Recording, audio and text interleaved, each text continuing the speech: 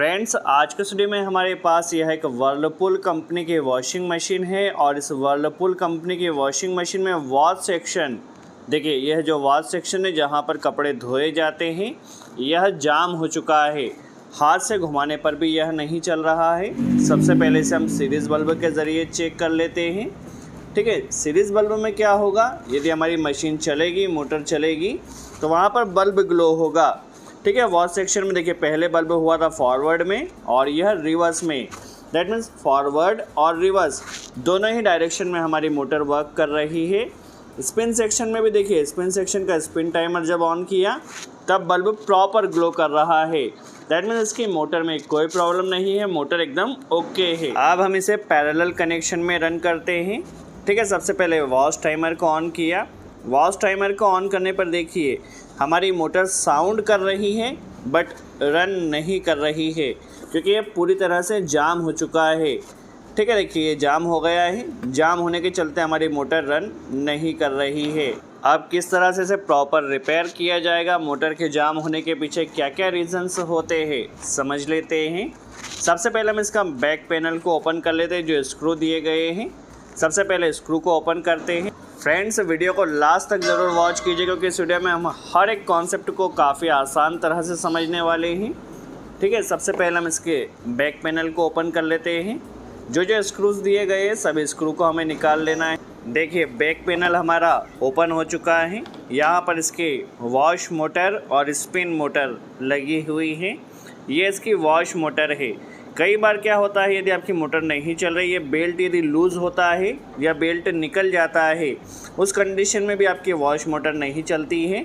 But देखिए इसकी जो बेल्ट है एकदम ओके, बेल्ट का कोई इशू नहीं है।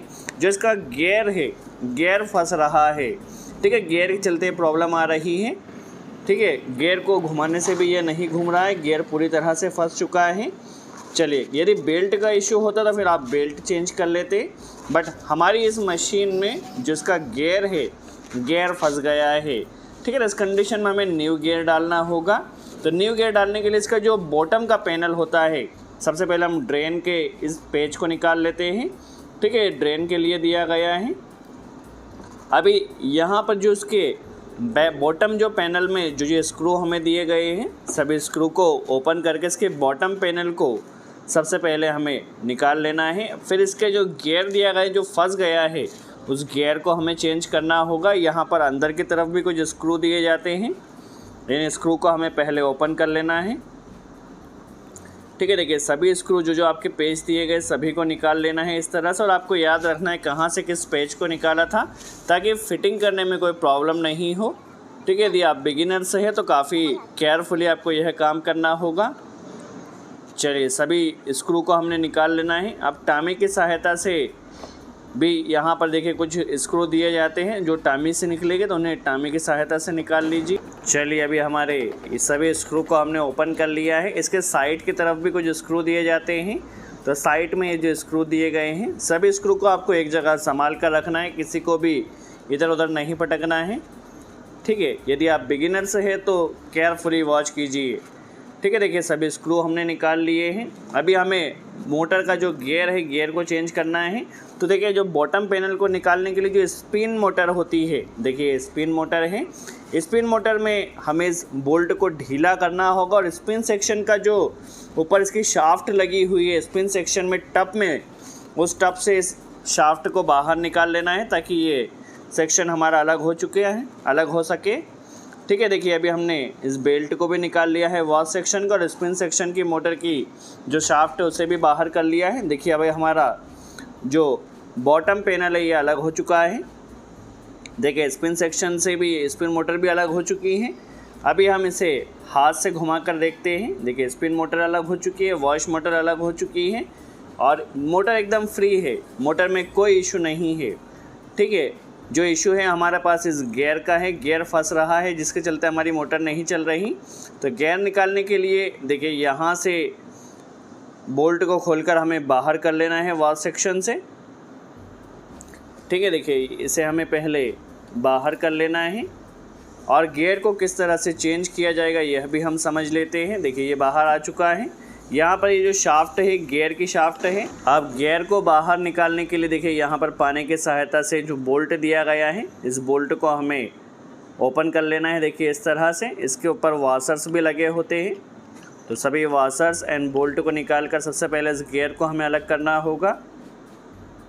देखिए इस तरह से हल्का सा आपको प्रेशर लगाना होगा, प्रेशर के साथ खींचने से यह आपका गियर बाहर आ जाएगा। ठीक है, ये गियर बाहर आ चुका है। यहाँ पर देखिए ये मेन गियर होता है और इस गियर को हमें 10 की टामी की सहायता से सबसे पहले ओपन कर लेना है। गियर जाम होने के चलते हमारी मोटर नहीं चल रही है। ठीक है, सभी गियर्स को अभी हमें जो यहाँ पर बोल्ट दिए गए सभी बोल्ट को रिमूव करना है टामी की सहायता से। फ्रेंड्स, आई होप आपका यहाँ पर कॉन्सेप्ट क्लियर हुआ हो, मोटर को किस तरह से ओपन किया जाएगा, गियर को किस तरह से निकाला जाएगा। ठीक है, देखिए सबसे पहले अभी हमें क्या करना है, गियर को निकाल लेना और मार्केट से सेम साइज का सेम मॉडल का गियर आपको लेकर आना है। देखिए अभी इस गियर को अभी हम ओपन कर लेते हैं, हल्का सा प्रेशर लगाना होगा। देखिए गियर हमारा बाहर आ चुका है और एक गियर जाम होने के चलते हमारी मोटर नहीं घूम रही थी। अभी हमें क्या करना है, सेम मॉडल का गियर लेकर आना है, बट अनफॉर्चुनेटली हमारे पास सेम मॉडल का गियर मार्केट में अवेलेबल नहीं था।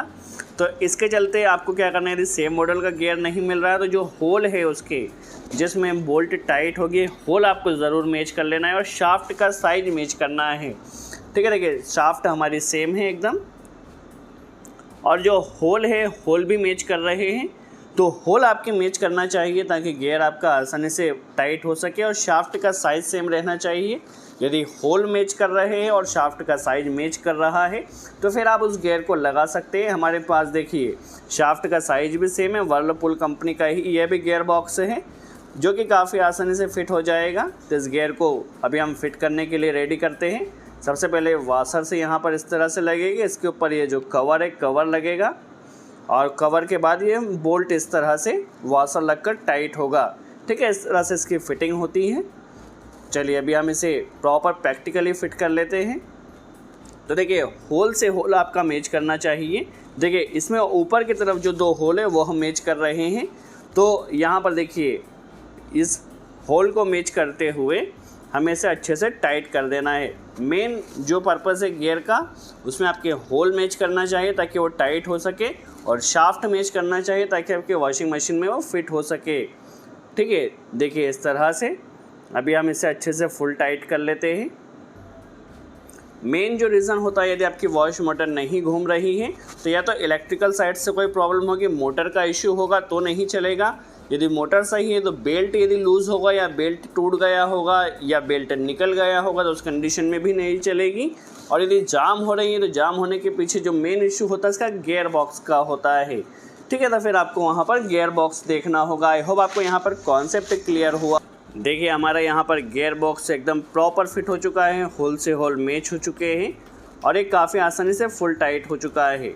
अभी इसके ऊपर वाशर लगेगा, वाशर के ऊपर यह कवर लगाया जाएगा, कवर के ऊपर भी वाशर लगेगा और इसे बोल्ट के सहायता से टाइट कर देना है। देखिए हमारा गियर बॉक्स एकदम अच्छे से फुल टाइट हो चुका है। देखिए इसे अच्छे से टाइट कर देना है, इसने घूमना चाहिए एकदम फ्री। देखिए एकदम फ्री घूम रहा है, दैट मीन्स ये एकदम ओके है। ठीक है, अब जिस तरह से आपने जो स्क्रू को जहाँ से ओपन किया था, क्योंकि हर एक वॉशिंग मशीन में फिटिंग अलग से होती है, तो जिस तरह से आपने बॉटम पैनल को रिमूव किया था, जहाँ से जो स्क्रू को खोला था, उन स्क्रू को वहीं पर पहले तो आपको याद रखना है और उसी तरह से फिट करना है। हर एक वॉशिंग मशीन में फ़िटिंग अलग अलग होती है, तो जब भी आप स्क्रूज को खोलें, बॉटम पैनल को बाहर करें, तो आपको याद रखना है और वहीं उसी तरह से फिटिंग कर देना है। ठीक है, ये हमारे साइड स्क्रूज़ है, साइड स्क्रू को भी हमें लगा लेना है।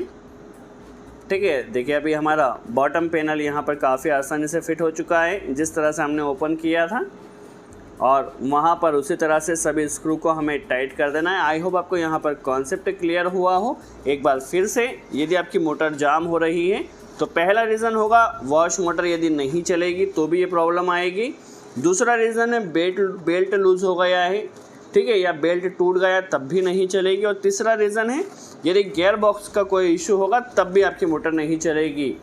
ठीक है, आई होप आपको कॉन्सेप्ट क्लियर हुआ। अब इस बेल्ट को हमें लगा लेना। देखिए काफ़ी आसानी से फ्री हमारी मोटर घूम रही है। ये ड्रेन के लॉक को जो हमने निकाला था ड्रेन वाल्व के, तो ड्रेन लॉक को भी हमें उसी तरह से लगा देना है। अभी हम इस मोटर को प्रैक्टिकली रन कर भी आपको दिखाएंगे। यदि आपने कोई कनेक्शन रिमूव किया तो जिस तरह से कनेक्शन ओपन किया था उसी तरह से आपको कनेक्शन भी कर देना है। चलिए अभी यहाँ पर जो इसके अंदर की तरफ यह जो लगाया जाता है कवर, इस कवर को भी फिट कर देना है। स्पिन मोटर का जो हमने बोल्ट ओपन किया था उस स्पिन मोटर के बोल्ट को भी टाइट कर लिया है। देखिए इसे एकदम अच्छे से लगाना है आपको, और इसके ऊपर जो बोल्ट लगाया गया था उस बोल्ट को टाइट कर देना है। फ्रेंड्स आई होप आपको यहाँ पर कॉन्सेप्ट क्लियर हुआ हो, किस तरह से वॉशिंग मशीन को ओपन किया जाता है, किस तरह से प्रॉपर फिटिंग किया जाता है। ठीक है, इसे अच्छे से आपको फिट कर लेना है। ये एकदम फ्री होना चाहिए, जाम नहीं हो, इसका ध्यान रखना है। अभी हम इसे प्रैक्टिकली रन कर देख लेते हैं। सबसे पहले हम इसे सीरीज़ कनेक्शन में देखते हैं। सीरीज़ कनेक्शन में बल्ब ग्लो करेगा। स्पिन सेक्शन में देखिए स्पिन टाइमर ऑन है तो बल्ब ग्लो कर रहा है। वॉश टाइमर को ऑन किया तो बल्ब देखिए ऑन एंड ऑफ हो रहा है। दैट मीन्स ये डायरेक्शन चेंज हो रही है। कुछ समय के लिए मोटर फॉरवर्ड चल रही है, कुछ समय के लिए रिवर्स चल रही है। अब इसे पैरेलल कनेक्शन में रन करते हैं। जैसे स्विच को ऑन किया, देखिए वॉश टाइमर को ऑन करने से हमारी मोटर कुछ समय के लिए फॉरवर्ड चलेगी और कुछ समय के लिए रिवर्स चलेगी। आई होप आपको यहाँ पर कॉन्सेप्ट क्लियर हो। वॉशिंग मशीन में यदि वॉशिंग मशीन जाम हो रही है तो उसे किस तरह से रिपेयर किया जाता है। सो आज के लिए इतना ही। Thanks friends.